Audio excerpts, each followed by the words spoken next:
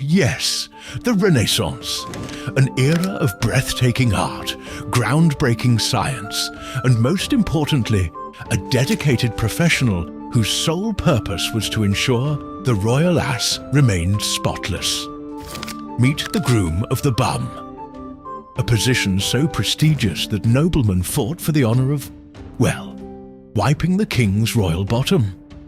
This was a position of power, privilege and unparalleled proximity to the monarch's most personal moments. Yes, true influence came from how well you handled the king's rear.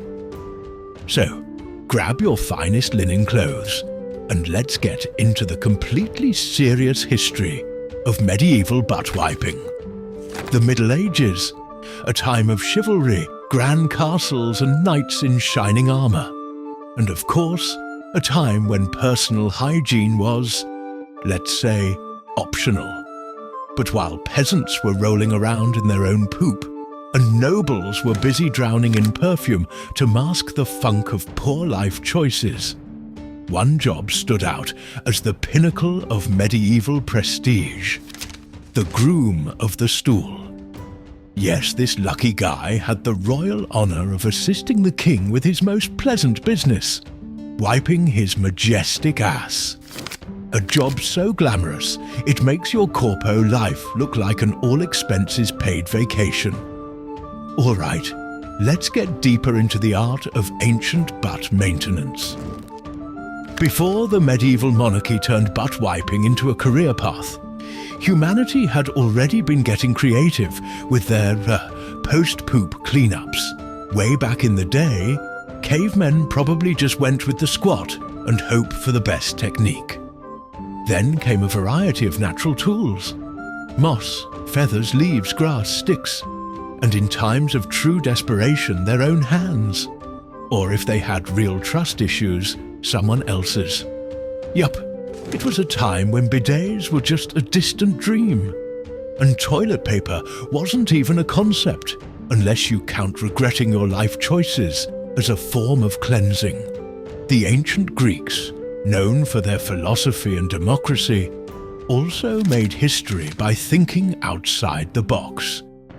These guys, instead of using something soft or remotely comfortable, they opted for pebbles. Yes, smooth stones known as pissoi were used to clean up after nature's call.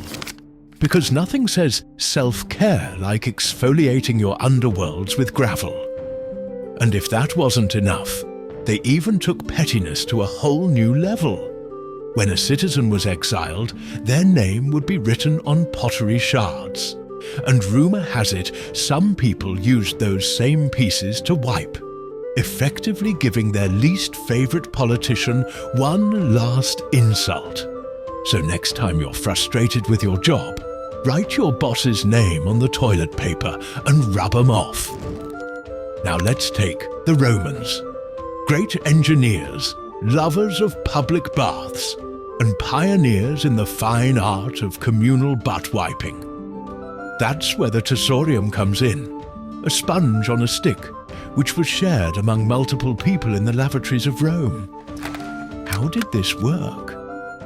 Well, after pooping in an open side-by-side toilet arrangement, because nothing strengthens friendships like synchronized pooping, users would dip the sponge into a water channel, give themselves a good scrub, rinse it in a bucket of vinegar or salt water, and leave it for the next person. Yes, shared butt sponges. Wait, aren't you the one who thought public restrooms are bad? Anyways, people did find creative ways to misuse the tessorium. The Roman philosopher Seneca once reported that a desperate gladiator used one to end his own life. If that doesn't tell you everything you need to know about Roman toilet hygiene, nothing will. By medieval times, wiping strategies became a bit more exclusive. While the common folk still had to make do with whatever was lying around like leaves, hay, or if things got really bad, their dignity, the monarchy decided they were too important to clean themselves. Thus, the groom of the stool was born. a highly respected royal servant whose primary duty was to assist the king in his most vulnerable moments. Yup, you read that correctly. The most powerful men in the kingdom needed an assistant to help them poop. Let's imagine you are a medieval parent bragging about your kid's future. My son is studying to be a knight. Oh, that's nice. Mine is the king's personal butt wiper. Shockingly, this wasn't some lowly peasant job. Grooms of the stool often became some of the king's closest advisors, because nothing builds trust like seeing someone at their absolute worst. It was essentially the medieval version of networking, just with significantly more exposure to royal rear ends. Meanwhile, in China, people were centuries ahead in terms of butt-wiping innovation. By the 6th century, written records mention toilet paper, but not just any toilet paper. This was highly specific toilet paper. One scholar, Yan Zhitui, wrote that he dared not wipe with paper containing the names of wise sages or important texts. If you fast forward to the 14th century, and China was producing millions of sheets of toilet paper annually, while Europe was still debating whether washing was a government conspiracy. And let's not forget, in 1393, the Ming dynasty had a special order of toilet paper made just for the emperor and his family, each sheet measuring 2 feet by 3 feet. Because when you're royalty, even your ass gets VIP treatment. Meanwhile, over in Europe, royalty had fancier wiping options too, like pieces of cloth, wool, or in some cases, the pages of books. Yes, actual books, guys. 'Cause nothing says literacy is important, like turning literature into a medieval wet wipe. By the time the Renaissance rolled around, people slowly started realizing that wiping with random objects wasn't the most hygienic idea.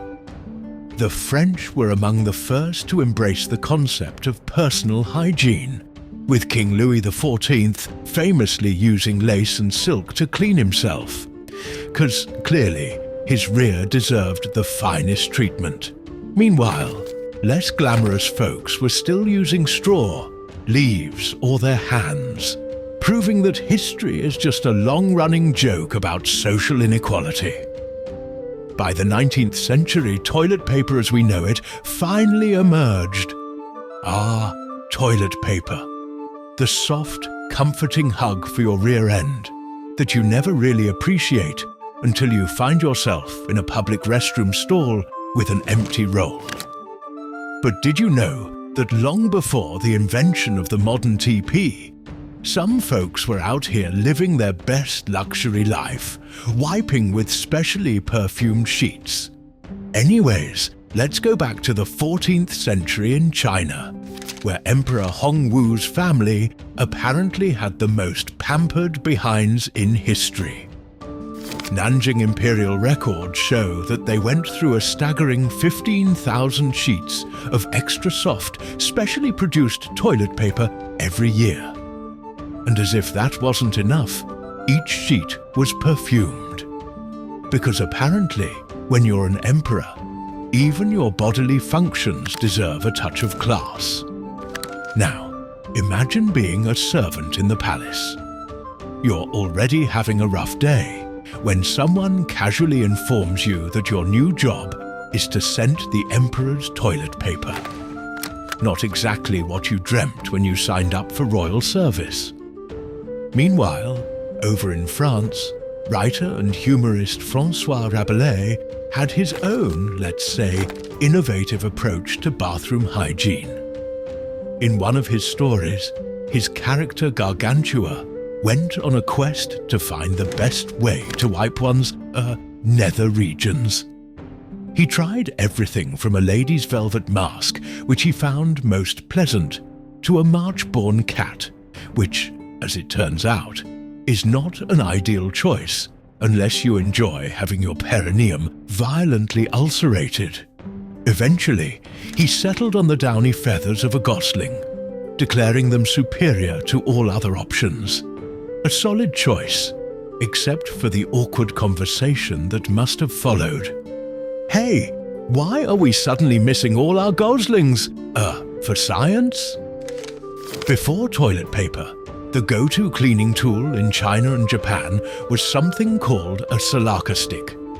This was essentially a bamboo spatula wrapped in cloth, which people would use to scrape away any unwanted residues, similar to the one we talked before. It was cheap, reusable, and best of all, archaeologists actually found 2,000-year-old salaka sticks in a Han Dynasty military base. And yes, they still had traces of poop on them. And just in case you were worried the ancient world didn't have enough problems, they also found whipworm, tapeworm, roundworm, and liver fluke in the samples. I would say, let's just take a moment to be grateful for modern hygiene. Now, if you thought wiping your own behind was a hassle, imagine if your job was to wipe someone else's.